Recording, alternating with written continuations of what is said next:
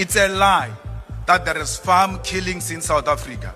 Actually, those who are married in farms and owning farms, they kill each other for money, for policy monies. For 100 points, tell us, what do Julius Malema and Donald Trump have in common? And until such time as we find out what South Africa is doing, they're taking away land, they're confiscating land, and actually they're doing things that are perhaps far worse than that.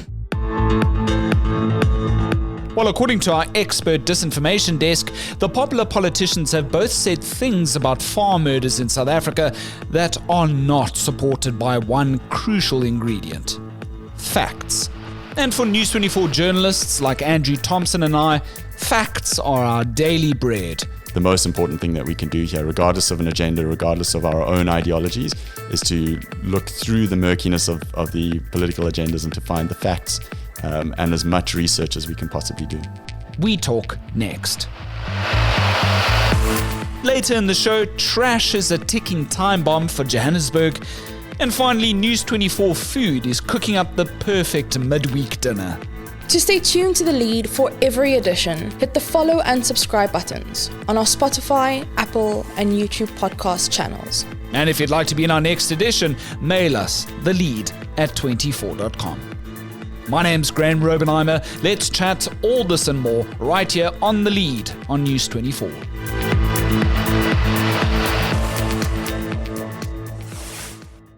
He alleges that it's not true that there are farm killings in this country, and among other claims, suggests that white people are not killed in South Africa.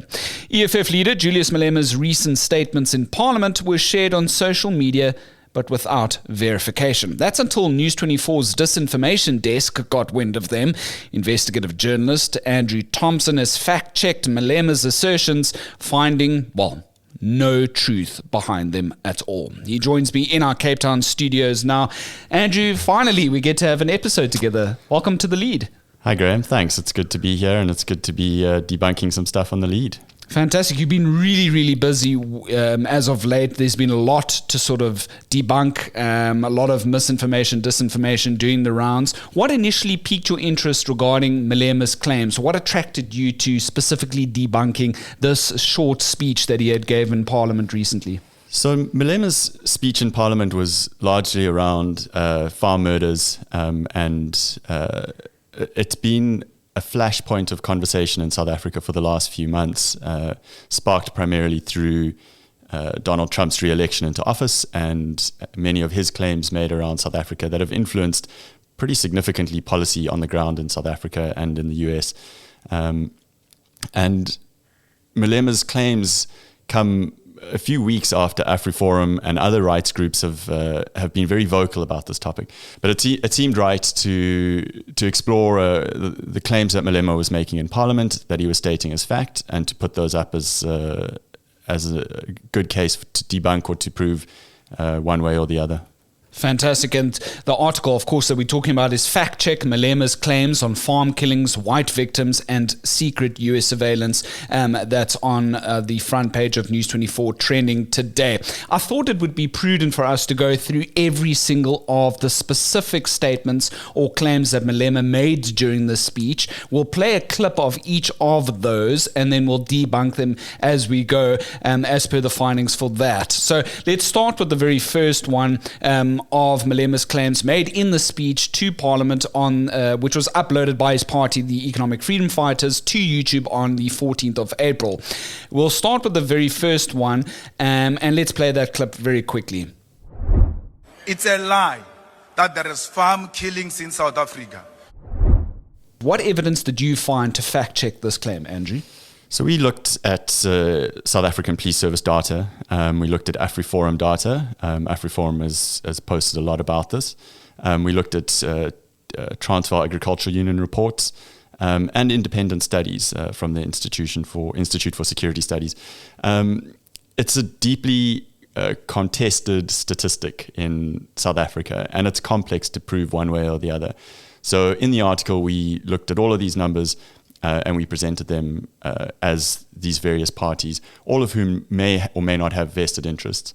But ultimately, we found that the claim that there are no farm murders in South Africa is without truth. And I think that's fairly clear from anyone who reads the news that it is an issue. The extent to which it is an issue is what is largely contested. Fantastic. And then moving on to the next claim, which sort of quite married to that one in terms of the statement that he had made, is quote unquote, "It's a complete lie that white people are being killed in South Africa." Let's quickly listen to that clip. It's a complete lie that white people are being killed in South Africa. So what did you find here, Andrew? There's no public data in South Africa about which race groups are directly affected by violent crime in particular. And again, it's a complex one, and often it speaks to undermining someone's lived experience versus a real experience. But we found no public data by the SAPS on victim race. Stats SA has produced a study that was interesting, that spoke to housebreakings and the prevalence of which racial classification is more likely to be victim of that. And that again showed that Malema's claim that white people aren't victims of crime is purely without basis. I mean, that felt like almost a very obvious one, but in the context of long-form fact-checking, it was yet another claim that, your desk had to have a look at. Then the next couple of claims that you sort of honed in on, Malema suggested in his speech that was uploaded on the 14th of April that people murdered on farms are motivated by policy monies. He also claimed that farmers kill each other for greedy reasons, and that farm workers specifically kill farmers because they're raped for money and then thus not paid, so that they're aggrieved by that. Let's hear all of those clips first, and then let's go into your findings. Those who are married in farms and owning farms, they kill each other for money, for policy monies. The farmers themselves kill each other for greedy reasons. The farm workers kill the farmers because they rape them in exchange for money and do not pay them. Andrew, what do you make of those? So what Malema's doing here is quite a common disinformation tactic, is to draw on elements of truth or elements of topical or stories in the public eye, and he's then extrapolating that to encompass an entire topic or an entire speech. So all of those examples that he pulled have been instances of farm-related crimes in South Africa. He's clearly pulled news stories and looked at these incidents, and that happens on both sides of the disinformation campaigns on this topic. But the disinformation comes in is that is not the full story, and that is not enough to generalize over every farm killing. So in the article we've looked at each of those instances. We've linked to them. There are a lot of News 24 journalists who are doing phenomenal work on these topics, and none of those are enough to say that all farm murders are motivated by greed or policy claims or are internal disputes. Of course, there are isolated incidences that talk to those, but we can't deal with generalizations here in that manner. Yeah, generalizations, of course, very, very explosive in their own way, and it serves only for populist rhetoric a lot of the time. Moving on, there was one moment where Malema even touches on this incident that happened in Polokwane involving farmers and a particular murder that happened there. What did you manage to find in terms of that reference that he made in the speech? Yeah, he made a very brief reference to it, and without any specific details. But he's seemingly referencing the case of the Limpopo pig farm murders, which is a horrendous case near Polokwane or in Polokwane, and essentially it's still a case that's before the courts, and it was a case where decomposed bodies were found being fed on by pigs, and a really horrendous emotive story that would be enough to unsettle anyone, and that's an isolated story that's existing and it's unfolding as it goes. Again, it's not related to every farm murder, and it has no real broader relevance to the topic or not in the way that he's trying to present it as. Sure, and he's obviously trying to use that as the basis for a lot of what he's trying to get across as being something that's sort of rooted, that is rooted in fact. Then Malema goes on to claim that the US has a military base in neighboring Botswana, and that's how that the US is sort of listening in on South Africa's movements. That's quite interesting. I mean, that harks back. That's something that I've heard a lot before. I myself look, backwards into history. Often looking at how different military bases like Greefswald up in the Mapungubwe area, there's been a lot of claims for a lot of time that the US was involved in that particular military base, but very unsubstantiated. It's sort of like hearsay that's been around since apartheid for the longest time. You cannot say Donald Trump is misinformed. They've got the best intelligence equipment in the whole world. They even have a military base next to South Africa in Botswana to listen to every conversation we have. They can tell you what is in private conversation in the executive and everywhere else. They don't need AfriForum. What did you uncover there? I also found this one fascinating. It speaks to a lot of sort of Cold War era spy novels and history. And in this one, I spoke to a few military experts who were phenomenal in pointing me in the right direction on how this one unfolded. And it appears to be nothing more than a widely circulated rumor or claim with very little substantiation. The rumors for that one started during apartheid, where it was rumored that the US had a military base primarily to listen in on South Africa and to keep a watch on us then. There is very little evidence to support this claim. If it was an active military base during apartheid, it is no longer there, according to any sources that we could find. And more recently, the Snowden leaked files showed no evidence of recent or present military base at all. And so in many ways, it speaks to the broader disinformation again, that there's a thread of an idea. It's quite emotive. It's a good one to drop into a speech. It's really interesting to say that the US are listening in on our every word. And if we just accept that as fact without actually looking into it, it's quite an easy one to repeat around the Sunday braai. And I think that's often where politicians and the general public fall victim to disinformation. So excellently put. And I just thought, just to be very fair and balanced about it, if you do look back at going back in history and trying to find any evidence of particularly military bases with the South African Defence Force around those periods, we're talking 60s, 70s and 80s, it will be very difficult for you as a researcher to find any evidence, because it is believed that so much of it was destroyed by the apartheid regime. A lot of that archive material, even if you had to go and look for visuals perhaps at the SABC as our public broadcaster, you will really, really struggle to find anything. I've been looking into Greefswald for the longest time, and I really can't find a hell of a lot other than what is online or perhaps mentioned very briefly in books. So perhaps, Malema is alluding to something that perhaps could have existed at one point of another at a time. But to say that it's still here today without any sort of backing evidence in that, I mean, yeah, as you say, it's a delicious sort of nugget to share around the braai. Yeah, exactly. I think there's a lot of this disinformation comes from threads of truth, and I think that's what often makes it very complicated and makes our job very complex, is that there's an element of truth in a lot of the disinformation that is spread, but it's extrapolated to a point of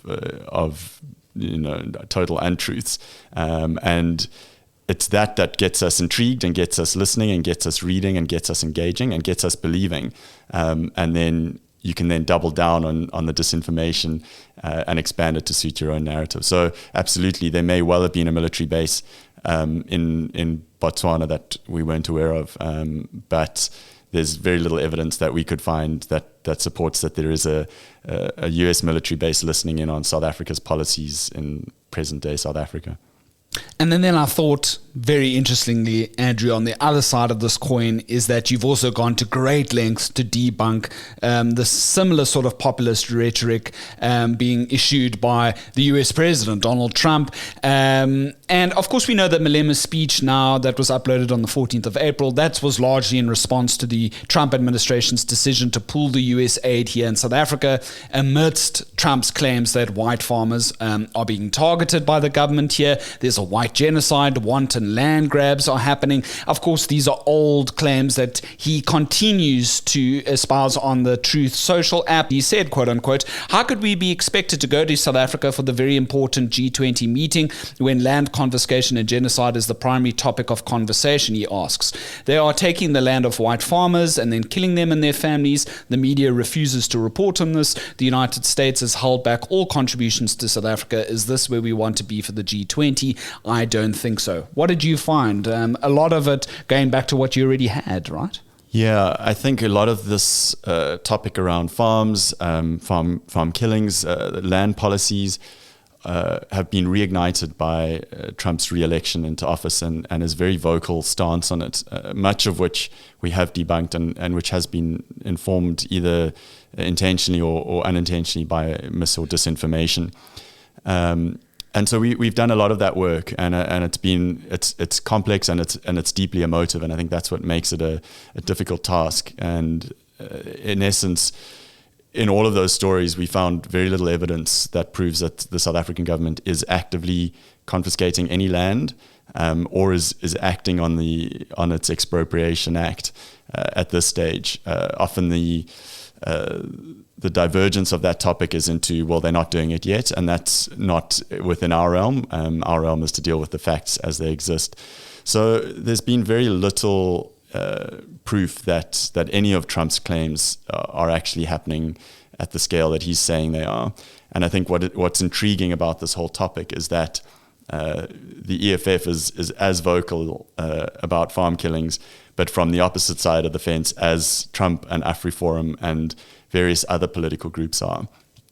And I think it speaks to the importance of having a neutral disinformation desk that sits in the middle and can help provide some clarity on the truth, and do our best to find the facts amongst the sort of the murkier pictures of political agendas.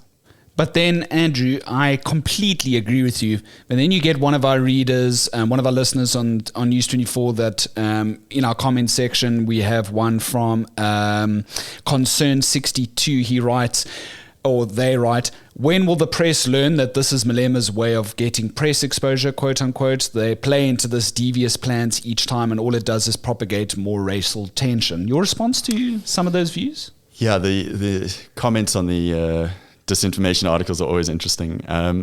My personal view is that we don't give readers in South Africa enough credit. And I think the average person will look at that and be able to determine their own views based off this article. And I think it's really important to call out politicians and to call out public figures when they are spreading information that's untrue, regardless of which side of the political fence you're sitting on. And I think often we choose a political side and then we stick to it very aggressively. And I think it's really important to sit back and go, is this true? Is this not true? Let's put this in its place as it stands. And I think that's the most important thing that we can do here, regardless of an agenda, regardless of our own ideologies, is to look through the murkiness of the political agendas and to find the facts and as much research as we can possibly do. So here's where it's interesting. On one side, you have Trump's unsubstantiated claims, and the other you have Malema's. It's funny how that's then, as you say, it's left to us, the media, the middle ground. But we often are the easy political scapegoat in all of this. It can feel frustrating at times. How difficult is it for you, this work? I think it's remarkable that News 24 will go to the effort to present a desk that is neutral, and that they will fund a desk without any agenda and without any instruction to say, let's find the facts amongst the complexities of our news cycles.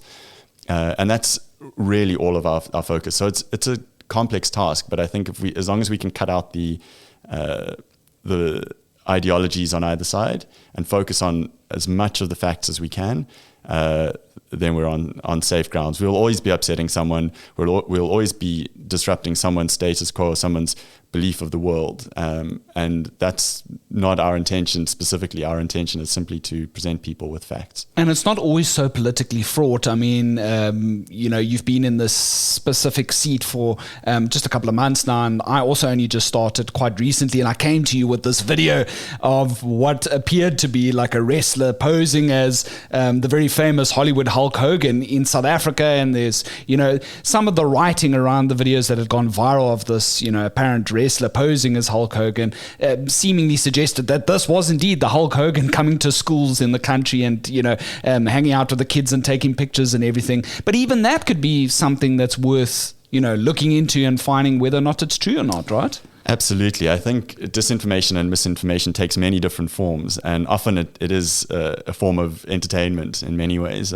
So we've dealt with a lot of really interesting stories. That one in particular was a good one.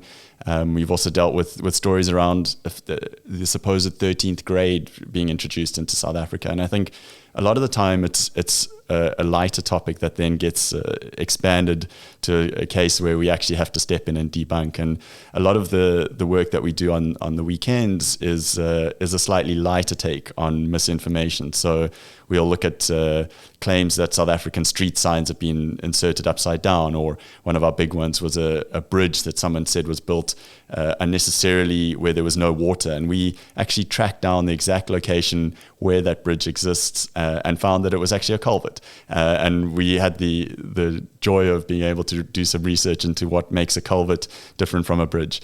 And I think as superficial or simplistic as those might sound, they're also fascinating little nuggets of mis and disinformation that we encounter on a daily basis. That's really important to have in our daily news consumption. Here's another one for free. I mean, a person I know recently shared a link to something that claimed that if you had given them money, then the president will give you money back. I mean, oftentimes we as journalists, you alluded to the braai earlier, the infamous braai that we all stand around every now and then. We get bombarded by these questions of, the 13th grade, is that true? Is this true? I think that you, Andrew, probably get a lot more questions than the average journalist. Absolutely, and the more the better, because I think the risk that we run is that people then become ashamed of the disinformation and they spread it more quietly. And I think our job here is really to be an open door. So anyone can walk through that door and say, I've encountered this story, is it true or not? And can you assist us to debunk it or to prove it true? And I think as soon as these things are out in the open, whether it's a scam or whether it's disinformation, we can then start to work with it in a clear and hopefully impartial manner. And I think that's central to the whole process of having a disinformation desk, is not to have an agenda, is not to be driving any specific political motive. It's simply to be an open door to say, if you've encountered something, let us know, and we'll do our best to look into it. What about when AI gets involved? Sorry, my final question, and it's just something that came up in my mind. What about when AI gets involved? I mean, I saw somebody on Facebook, again, I won't name names. It was a video of some peacocks in the road apparently stopping a vehicle because there was going to be rocks falling down the cliff, and the person wrote at the top of the caption on Facebook, oh my word, God is great, can you believe this? And I'm like, that's AI. And some people struggle to distinguish those things. I feel like as AI progresses, your job is going to become more difficult. It's incredibly complex, actually, and I think you need to be sending more of these clips my way. But it's incredibly complex, and AI is getting smarter and smarter especially in the graphics, especially in the deepfakes. It's becoming very murky and very difficult. But the converse of that is AI is a phenomenal tool for fact-checking as well, that you can actually insert an image and it can give you keyframes from a video. It can set you on the path of deciphering what is basically a AI-generated video in the first place. So I think it's a double-edged sword, and I think there's as this grows, we're going to encounter more and more manipulated images. We receive loads, and it's becoming harder and harder to determine that. But I think equally there are going to be people building tools that can help identify AI-related content that we can then use to debunk.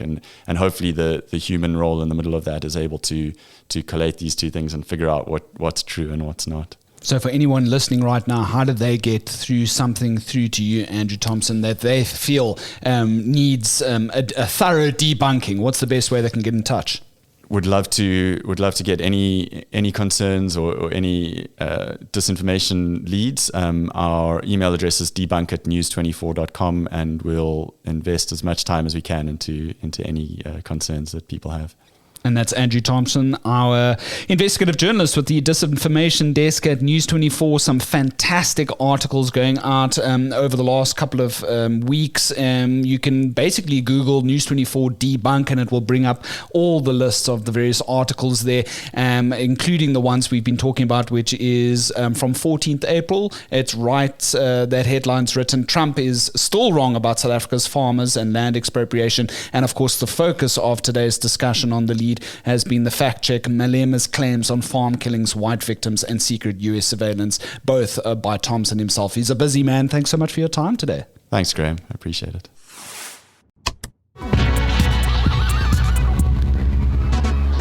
To our trending topic now, and long-term waste disposal is a growing crisis for the city of Johannesburg, with half of the metro's landfills expected to become too full to take on more rubbish.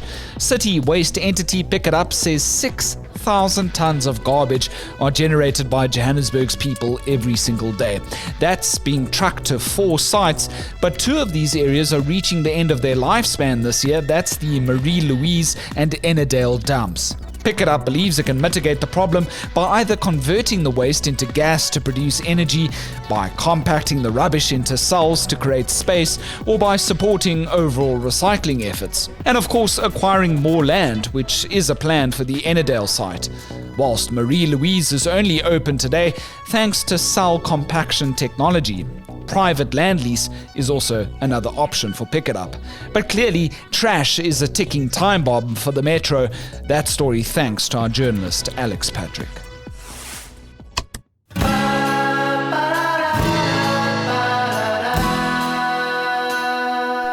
And finally, moeg of having to cook up supper ideas every night.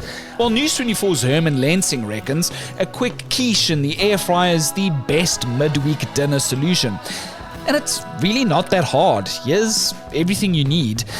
That's 15 milliliters of olive oil, 200 grams a packet of diced bacon, an onion sliced preferably, 400 grams of sheet puff pastry, 5 eggs, some cream, some milk, grated parmesan, salt and freshly ground black pepper of course, and some green salad, a green salad of your choice to serve alongside it. And here's what you need to do to put it all together. Heat your frying pan over some mild heat, and that's until hot. Pour oil into the pan. See, it's not that difficult. Stir fry that bacon and onion for around 5 minutes until nice and crispy. Heat your air fryer to 180 degrees Celsius. That's important. We often forget the degrees there. Spray a springform tartan that will fit in your air fryer basket thoroughly, and some non-stick food spray. Now you line the tin with that puff pastry. You trim to remove any excess pastry. Spoon the bacon mixture into your pastry base. You combine your eggs, your cream, your milk, your parmesan, and season well with salt and pepper. And then you pour your mixture over some bacon filling. Place that tin into your air fryer basket and then put it on, also important, for up to a half an hour until your quiche has set and is golden brown on top. I'm actually going to call up Herman to make this for me. Allow it to cook until lukewarm, and then remember that salad? That's right, you bring it all together. Well, now you know. But if I read all of this too quickly, be sure to click on News24 Food for all of our recipes, and remember to bookmark the ones you like to save for later.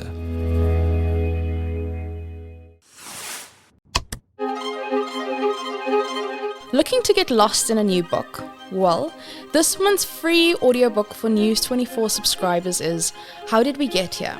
A Girl's Guide to Finding Herself by fellow health and wellness podcaster and author Mpumi Ledwaba, narrating her coming-of-age story from her upbringing to her relationships. Here's a snippet from her book. Birds of a feather flock together, but some may have to change their feathers. And that's the story of my life. Changing my feathers to enter rooms I have no business being in, but that will lead to where I need to be. It's not a bad thing, it's the nature of life. Think about the concept of your 10,000 hours. You need to be in the right place by the time you clock those hours, or good luck putting in more time with nothing to show for it.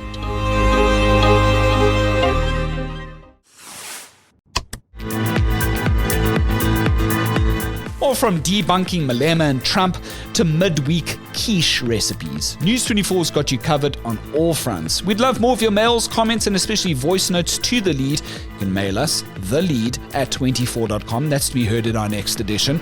Please, in the meantime, hit the follow and subscribe buttons on our Spotify, Apple, and YouTube podcast channels. That's to be reminded when the editions drop. My name's Graham Robenheimer, and so long as there's quiche recipes... Just joking. So long as there's news, we'll have The Lead.